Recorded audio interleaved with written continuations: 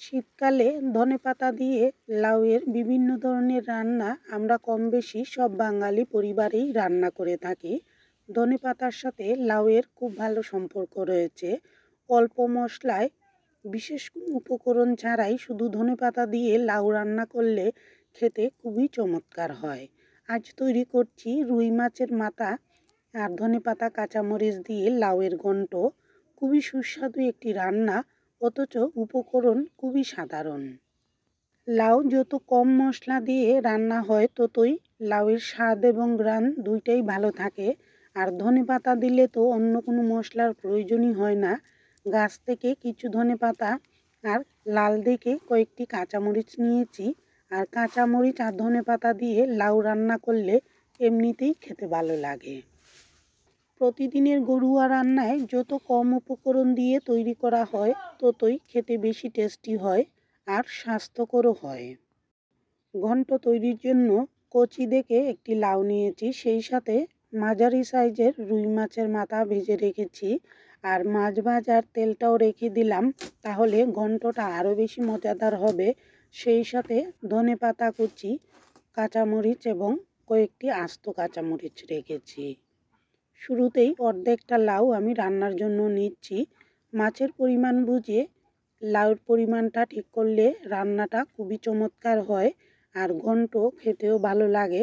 খোসাটা ছাড়িয়ে নিয়ে এভাবে পাতলা পাতলা করে কাটছি, তাহলে খুব তাড়াতাড়ি সেদ্ধ হয়ে যাবে আর ঘন্ট একটু সহজে গলে গেলেই খেতে বেশি ভালো লাগে। তাই যতটুকু সম্ভব পাতলা করে এরকম চিকন চিকন করে কেটে নিচ্ছি।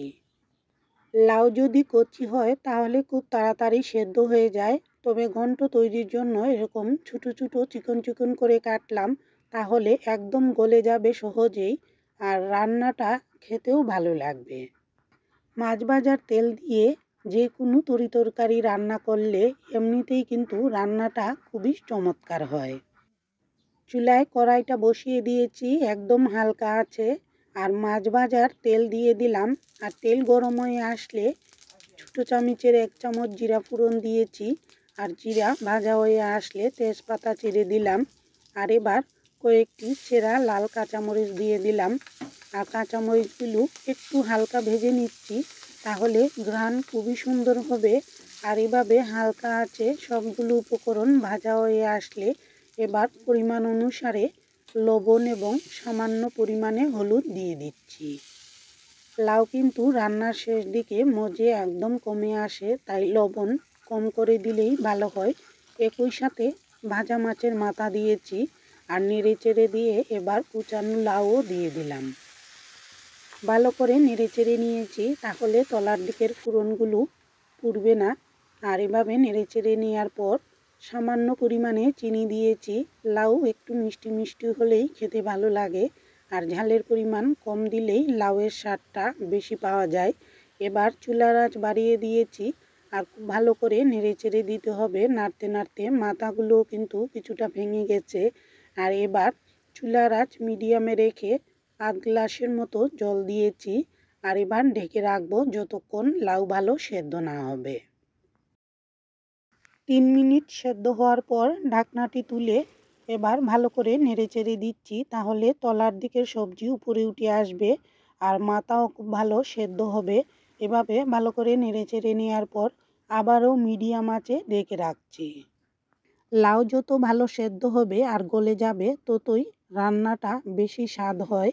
আর ঘন্ট বেশি স্বাদে তৈরি করতে চাইলে যে কোনো সবজি একদম ঘুটে গেলে বা একদম গলে গেলেই খেতে ভালো লাগে।